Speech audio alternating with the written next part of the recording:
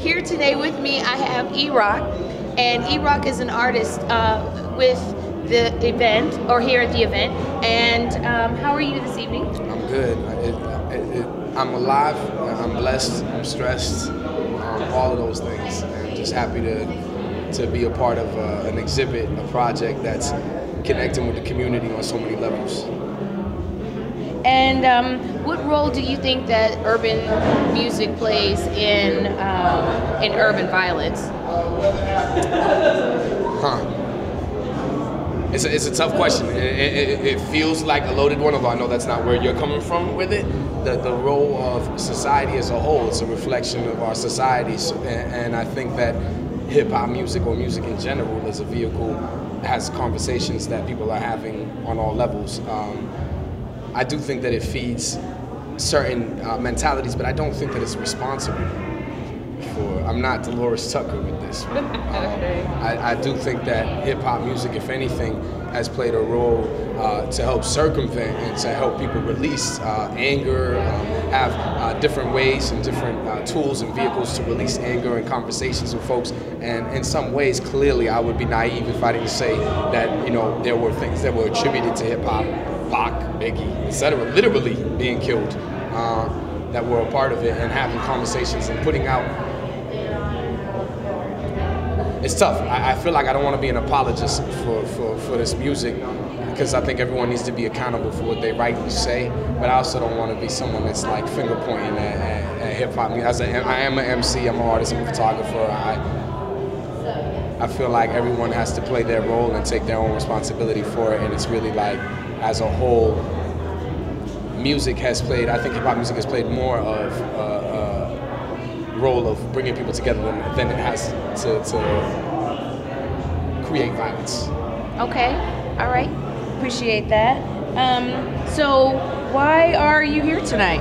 Okay, well, in August, late August, Joanna Marinova-Jones, who is with Press Pass and one of the producers of Anonymous Boston, called me and asked me if I would participate as a photographer, no funds, you know, pro bono, and sit with families that have survived violence.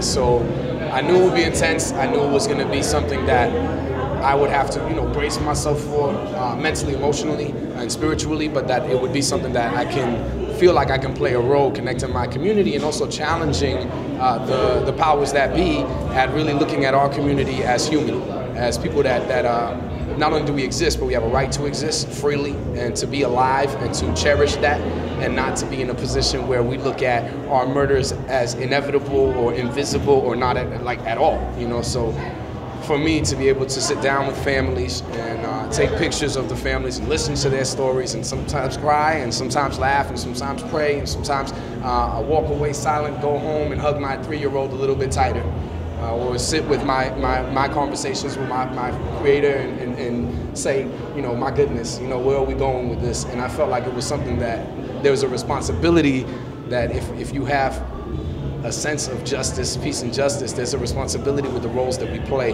and I wanted to be able to play a role. So that's what got me here. And then I sat down with families. The project has been more than we could have imagined in terms of connecting people from the community with the families, with survivors, with the passerby, with the I read it in the newspaper folk, with the I'm not really connected, but I am because it's my city folk. And I think that that's been a really powerful thing, to be in a room where you see the mother, where there are mothers in the room here who lost their children, right? That's a feeling that we can't say, unless you went through it, you can't even ever say, I feel your pain, right? You can only say, I know you're in pain, right? And many of us don't even say that. We just, and we let it be as if they're not missing a very core, like, you know, and that somehow doesn't affect our community. Even as I'm being interviewed by you now, I see my sister holding my niece, my 4-year-old niece. And I think about how the love of a mother or the love of a parent as a father for a child, and how we're trained to quickly, that's yesterday's news. You know, and so right now, I think Anonymous Boston has had the opportunity to. My father, when he came, told me, you know, you made an exhibit, but it's really a shrine, and it's a memorial, and it's the kind of place that people can come and have come and pay their respects. I've come in here and I've seen people in tears, I've seen people crying, I've seen people laughing, reminiscing, like, yo, he was hilarious, and they're laughing, or dang, you know, like, you know, there are two people on the wall that I'm personally connected to. One not on the wall, whose pin I have on, Sergio Reyes, who's one of my youth that died. Another who was murdered while I was photographing families. Kenny Black Soto, who was 19 years old, was one of my little brother's best friends, stabbed and killed in Jamaica Plain. And so clearly the fight for peace continues. And I think not doing anything, if that's the alternative, then I'm gonna ride with this every time.